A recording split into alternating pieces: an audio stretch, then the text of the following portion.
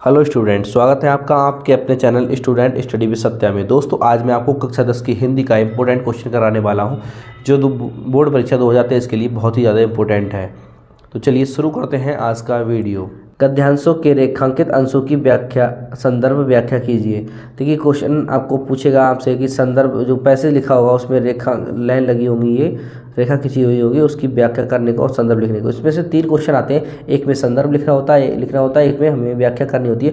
तीसरा क्वेश्चन इसी पैसेज से जो है रिलेटेड होता है, उससे हम उसका आंसर हमें करना होता है। ठीक है, तो चलिए देखते हैं कैसे करके पैसे आता है। देखिए, जैसे कुशंक का जोर सबसे भयानक होता है, ये वाला पैसेज है आपका, और लिखा है उसे निरंतर उन्नति की ओर उठाती जाएगी।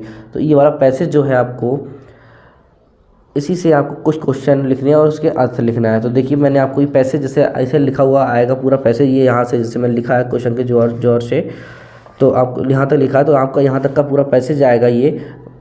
और फिर इसके 3 क्वेश्चन होंगे। तो पहले क्वेश्चन में हमसे पूछा जाएगा उपयुक्त गद्यांश का संदर्भ लिखिए। तो हमको संदर्भ किस प्रकार से लिखना है इसका, तो देखिए, हमें पैसेज का संदर्भ लिखने से पहले अगर हमके लिए कौन से पाठ से आया है और इसके लेखक का नाम क्या है, अगर ये पता है तो आप संदर्भ लिख सकते हैं। देखिए, कोई सा भी पैसेज आए, आप सभी में ये मतलब जो है संदर्भ लिख सकते हैं। प्रस्तुत गद्यांश हमारी पाठ्यपुस्तक हिंदी के गद्य संकलन के मित्रता नामक पाठ से लिया गया है। इसके लेखक जो है आचार्य रामचंद्र शुक्ल हैं। तो देखिए, आप कोई से भी अगर पैसेज आता है, अगर वो मित्रता से नहीं दूसरे चैप्टर से होता है, तो यहाँ पर बस चैप्टर के मित्रता, यहाँ पाठ का नाम लिखा है, मैंने चैप्टर लिखा है मित्रता, आप इसे चेंज करते हैं। और जो लेखक है, लेखक का नाम है आचार्य रामचंद्र शुक्ल। अगर कोई और से लेखक होते हैं, जिस पैसेज के जिसके होते हैं, जो लेखक जो होते हैं, उनका नाम यहाँ पर लिख दें। बस यही पैसेज मतलब जो है हमारा संदर्भ यहाँ पर चल जाएगा। सभी में चलता है, और सभी में चलता है क्या होता ही है, यही होता है। सिर्फ हमें पाठ का नाम और उसके लेखक कौन है वो बताना होता है। ठीक है, शीर्षक इसका क्या होता है, मतलब भाई पाठ का नाम। तो उपयुक्त गद्यांश का संदर्भ हम किस प्रकार लिखेंगे, प्रस्तुत गद्यांश हमारी पाठ्यपुस्तक गद्य संकलन के मित्रता नामक पाठ से लिया गया है। इसके लेखक आचार्य रामचंद्र शुक्ल हैं। आप इतना लिखेंगे, आपको 2 नंबर ये आपके पक्के हो जाएंगे। ठीक है, तो चलिए अगला क्वेश्चन इसका आता है हमारा, रेखांकित अंश की व्याख्या कीजिए। जो हमारी रेखा खींची हुई है, लाइनें लगी हुई हैं, इनकी इसी लाइनों की क्या करनी, हमें व्याख्या करनी होती है। तो चलिए इनकी व्याख्या करेंगे। व्याख्या करने से पहले कुछ आपको इम्पोर्टेंट चीज़ जो बताने वाला हूँ, ये हर पैसेज में आप लिख सकते हैं, जिससे कि आप जो है एग्जामिनर के लिए आपकी जो व्याख्या होगी उस पर थोड़ा अच्छा इंप्रेस पड़ेगा।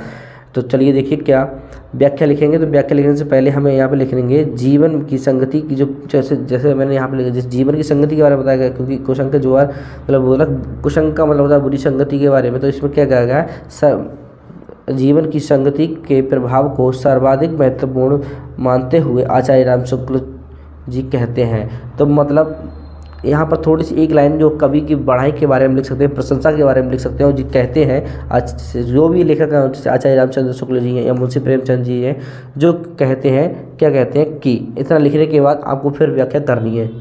देखिए, व्याख्या हमें जो है रेखा खींची हुई है, बस उन्हीं लाइनों की करनी है। तो लिखा है कुशंक का ज्वार सबसे भयानक होता है। तो मतलब कुशंक का होता है बुरी संगति होता है, का ज्वार सबसे भयानक होता है। तो बुरी संगति जो है हमारी दुष्ट लोगों की संगति ही बहुत ज़्यादा खतरनाक होती है, वो बहुत ही भयानक होती है। तो हम इसकी व्याख्या करेंगे इस प्रकार से, जैसे मैंने यहाँ पे लिखा है कि बुरे और दुष्ट लोगों की संगति एक भयानक ज्वार के समान है। जिस प्रकार भयानक ज्वार शरीर की शक्ति को क्षीण कर देता है, उसी प्रकार की जो है हमारी ये बुरी संगति का भय होता है, भयानक ज्वार होता है। ठीक है, तो लिखा, एक केवल नीति और समृद्धि का ही नाश नहीं करता, बल्कि बुद्धि का भी क्षय करता है। ठीक है, तो चलिए इसका देखते हैं कैसे लिखेंगे हम। तो देखिए लिखा है, जिस प्रकार भयानक ज्वार शरीर की शक्ति को क्षीण कर देता है, उसी प्रकार बुरी संगति में पड़ा व्यक्ति केवल नीति का ही नाश नहीं करता, बल्कि वह बुद्धि, विवेक, सदाचार को भी खो देता है। ठीक है, आप इतना लिखेंगे। और आगे की जो लाइन है यहाँ पर, इसकी व्याख्या यहाँ से पूछा, अच्छी होती, मतलब यदि संगति जो है अच्छी होगी तो सहारा देने वाली बहू के समान होगी, जो उसे निरंतर उन्नति की ओर उठाती जाएगी। तो इसकी व्याख्या किस प्रकार से लिखेंगे, देखिए, खो देती है और संगति अच्छी हो तो बुरी संगति में पड़ा व्यक्ति भी उन्नति की ओर बढ़ सकता है। आप इतना लिखेंगे कि मतलब अच्छी संगति अगर हो तो बुरी संगति में पड़ा व्यक्ति भी उन्नति की ओर बढ़ सकता है। फिर लिखेंगे अच्छी संगति सहारा देने वाली होती है और वह आपको निरंतर आगे बढ़ाती जाती है। ठीक है, आप इतना लिखेंगे और आपकी पूरी व्याख्या यहाँ पर हो जाएगी और ये 2 नंबर आपके यहाँ से पक्के हो जाएंगे। ठीक है, देखिए मेरी राइटिंग थोड़ा सही नहीं है, आप अगर अच्छी से राइटिंग में लिखेंगे तो बहुत अच्छे नंबर मिलने वाले हैं। तो देखिए तीसरा क्वेश्चन है आपका, लिखेंगे यहाँ पर, मैंने तीसरा क्वेश्चन लिख दिया यहाँ पर। इस जगह पे आपको कोई और से अभी क्वेश्चन पूछा जा सकता है, पर इसी पैसेज से ही पूछा जाएगा। जो पैसेज आएगा वही पैसेज यहाँ पर पूछा जाएगा। तो लिखिए कुसंग